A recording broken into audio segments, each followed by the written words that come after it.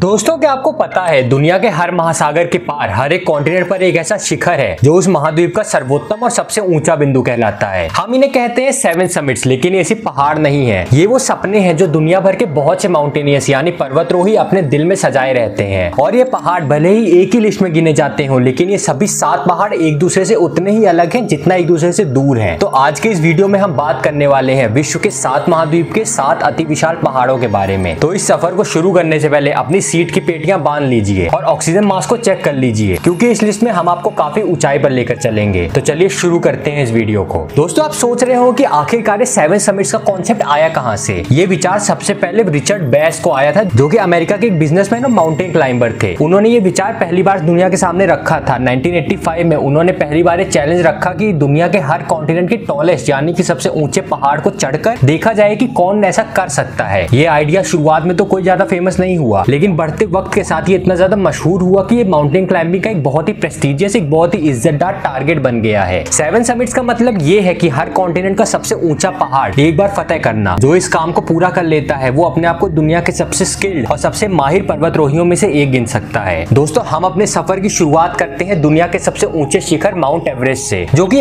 Asia के नेपाल और तिब्बत के बॉर्डर पर स्थित है। एवरेस्ट की ऊंचाई 8,848 मीटर और 86 सेंटीमीटर यानी कि 29,031 फीट है, जो इसे दुनिया का सबसे ऊंचा शिखर यानी कि पॉइंट बनाता है। ये पहाड़ नेपाल में सागर माथा कहलाता है और वहीं तिब्बत में इसे चोमोलुंगमा कहते हैं। एवरेस्ट को चढ़ना माउंटेनियर्स के लिए एक सपना होता है, लेकिन ये सपना बहुत ही मेहनत और हिम्मत मांगता है। यहाँ के कंडीशंस इतने मुश्किल है कि हर कदम पर मौत का डर बना रहता है। एक्सट्रीम ठंड, अनप्रेडिक्टेबल वेदर और एल्टीट्यूड सिकनेस जैसे चैलेंजेस एवरेस्ट को दुनिया के सबसे खतरनाक शिखरों में से एक बनाते हैं। कहते हैं कि माउंट एवरेस्ट का सबसे मुश्किल हिस्सा होता है डेथ जोन, जो कि 8,000 मीटर के ऊपर ऊंचाई पे शुरू होता है। यहाँ ऑक्सीजन की इतनी ज्यादा कमी होती है जिससे दिमाग और शरीर दोनों ही काम करना बंद कर देते हैं। सिर्फ सबसे हिम्मत वाले लोग ही ये सफर पूरा कर पाते हैं। एवरेस्ट को सबसे पहली बार 29 मई 1953 को सर एडमंड हिलेरी और टेंजिंग नोर्गे शेरपा ने फतेह किया था, और तब से एवरेस्ट दुनिया भर के माउंटेनियर्स के सपनों का गढ़ बन गया है। आज तक 11,000 से ज्यादा लोग माउंट एवरेस्ट की चोटी पर पहुंच चुके हैं। लेकिन हर साल बहुत से लोग इस सफर को पूरा करने की कोशिश करते हैं, लेकिन उनमें से कुछ लोग इस पहाड़ से कभी भी वापस नहीं लौट पाते और उनके लिए ये पहाड़ हमेशा के लिए मौत का एक सबब बन के रह जाता है। दोस्तों, एशिया के बाद अब हम आगे बढ़कर चलते हैं साउथ अमेरिका के माउंट अकोनकागुआ पे, जो कि 7 समिट्स का दूसरा सबसे ऊंचा शिखर है। ये अर्जेंटीना के एंडेस पहाड़ों में मौजूद है, जिसकी ऊंचाई 6,961 मीटर यानी कि 22,837 फीट है, जो कि सुन के लगता है कि हम काफी नीचे आ गए हैं। लेकिन दोस्तों, आपको एक चीज जान के हैरानी होगी कि दुनिया के 14 सबसे ऊंचे शिखर सिर्फ एशिया में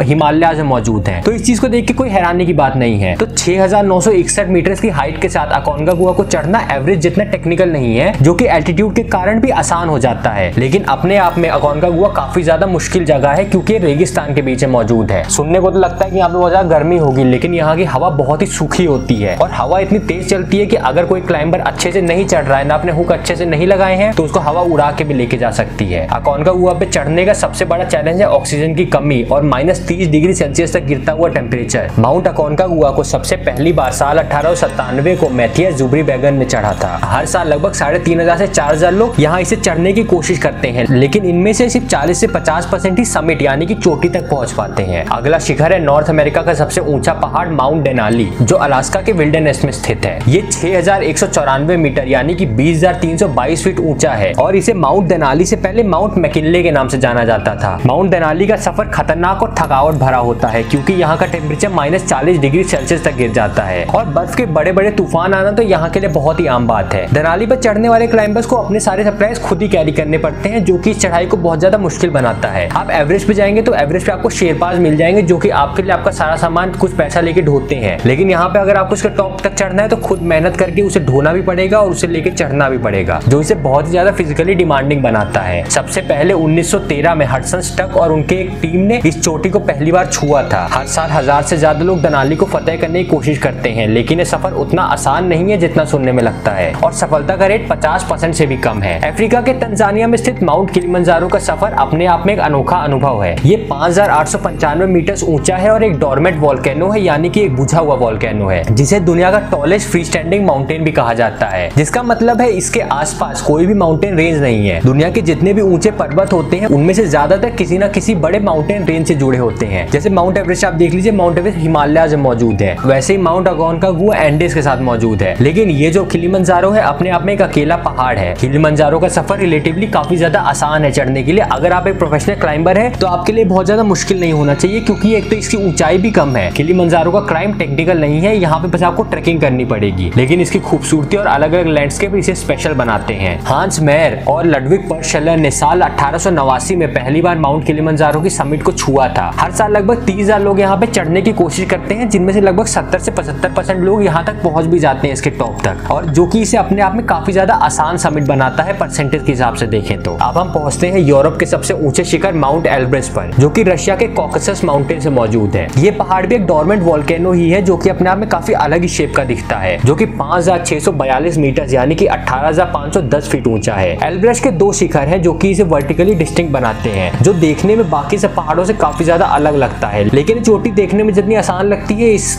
तक पहुंचना उतना ही ज्यादा मुश्किल है, क्योंकि यहाँ के टेम्परेचर और वेदर कंडीशन बहुत ही ज्यादा अनप्रेडिक्टेबल है। माउंट एल्ब्रेस के सफर में एल्टीट्यूड सिकनेस और फ्रीजिंग विंड्स काफी ज्यादा मुश्किल बनते हैं, और ये एडवेंचर सीकर्स के लिए एक यूनिक चैलेंज है। फ्लोरेंस क्रॉफर्ड ग्रोव ने 1874 में इस चोटी को पहली बार चढ़कर दुनिया के लिए एक मिसाल कायम की थी। आज भी हर साल 1000 से ज्यादा लोग माउंट एवरेस्ट को चढ़ने की कोशिश करते हैं, लेकिन उसमें से 30 से 35% इसके टॉप तक पहुंच पाते हैं, जो कि इसका सक्सेस रेट बहुत ही ज्यादा कम बनाता है। दुनिया के सबसे ठंडे कॉन्टिनेंट एंटार्क्टिका में स्थित है माउंट विंसन मैसिव, दुनिया का सबसे दुर्गम शिखरों में से एक है। इसकी ऊंचाई 4,892 मीटर यानी कि 16,050 फीट है, और ये इतना ज्यादा रिमोट है कि यहाँ तक पहुंचने में ही बहुत कौशल चाहिए होता है, बहुत ही ज्यादा स्किल्स चाहिए होती हैं। विंसन मैसिव पर चढ़ना उतनी मुश्किल बात नहीं है, लेकिन यहाँ पे मुश्किल बात है माउंट विंसन मैसिव पर चढ़ के वापस आके बचना। यहाँ पे सर्वाइवल सबसे ज्यादा मुश्किल चीज है। वैसे तो यहाँ पे 24 घंटे रोशनी रहती है और टेम्परेचर -30 डिग्री सेल्सियस से नीचे गिर जाता है, लेकिन इसके चढ़ने वाले क्लाइंबर्स के पीछे ठंड हमेशा मौत की तरह पड़ी रहती है। विंसन मैसिव इस लिस्ट में मौजूद वो एक ऐसा पहाड़ है जिसपे आज तक 5,000 से ज्यादा लोग नहीं चढ़ पाए हैं, जिससे पता चलता है कि इतना ज्यादा फेमस होने के बाद भी ये अपने आप में काफी ज्यादा मुश्किल है चढ़ने के हिसाब से। विंसन मैसिव पर चढ़ने का सफर एक सेल्फ सफिशिएंट एक्सपीडिशन होती है, जहां आपको अपनी सर्वाइवल स्किल्स का पूरा इम्तिहान देना पड़ेगा। निकोलस क्लिंच की टीम ने दिसंबर 1966 में पहली बार इस चोटी पर कदम रखा था, और तब से ये हर माउंटेनियर के बकेट लिस्ट में शामिल हो गया है। लेकिन आज भी बहुत कम लोग यहाँ पे हर साल जाते हैं, और उनसे भी कम लोग इसके शिखर तक पहुंच पाते हैं। और अब हम इस लिस्ट की आखिरी चोटी माउंट कॉसिसिस्को के बारे में बात करते हैं, जिसका नाम सुनने में जितना ज्यादा अजीब लगता है उतना ज्यादा अजीब है नहीं। जो ऑस्ट्रेलिया का सबसे ऊंचा शिखर है, ये सिर्फ 2,228 मीटर यानी कि 7,310 फीट ऊंचा है, और सुनने के हिसाब से बहुत ही ज्यादा आसान है। जितना आसान लगता है सुनने में, लगभग उतना ही आसान है भी ये। माउंट कॉसिसिस्को ऑस्ट्रेलिया के न्यू साउथ वेल्स में स्थित है, लेकिन कई लोग इसकी जगह पनकेक जाया को शामिल करते हैं, जो ओशिनिया रीजन का हाईएस्ट माउंटेन है और जिसे माउंटेनियरिंग कमेटी में ज्यादा चैलेंजिंग माना जाता है। लेकिन माउंट कॉसिसिस्को अपने आप में देखा जाए तो ऑस्ट्रेलिया मेनलैंड में सबसे बड़ा पहाड़ है, तो इसीलिए इसी को गिना जाएगा 7 समिट्स में। इसकी जो क्लाइंब है अपने आप में नॉन टेक्निकल क्लाइंब है। अगर आपको थोड़ा एडवांस क्लाइंबिंग गियर आपके पास नहीं है, आप इस पे तब भी चढ़ सकते हैं। दोस्तों, इसमें आपको बस थोड़ी सी चलने की प्रैक्टिस करनी है, और अगर आपको थोड़ा पहाड़ पे चढ़ने का एक्सपीरियंस, चलने का एक्सपीरियंस है तो उससे ज्यादा अच्छी बात कोई है ही नहीं। और अपने आप में माउंट कॉसिसिस्को को चढ़ना सबसे ज्यादा आसान भी माना जाता है। इसे पहली बार साल 1840 में पावेल स्टेल्जेस्की ने फतेह किया था, और तब से ये ऑस्ट्रेलिया के लोकल क्लाइंबर्स और टूरिस्ट के लिए एक मस्ट विजिट डेस्टिनेशन बन गया है। हर साल हजारों लोग इस शिखर तक पहुंचते हैं, और ये सफर उनके लिए एक यादगार अनुभव बन जाता है। और सभी 7 समिट्स में ये एक ऐसा शिखर है जिस पर चढ़ने में के लिए कोई भी माउंटेनियरिंग ट्रेनिंग नहीं लगती, बस थोड़ा सा ऊंचाई पर चलने का एक्सपीरियंस होना चाहिए। तो दोस्तों, यही थे दुनिया के 7 समिट्स की कहानी, जहां हर चोटी अपने आप में एक अलग सफर है, एक अलग कहानी है। ये पहाड़ सिर्फ ऊंचाइयों का नाम ही नहीं, बल्कि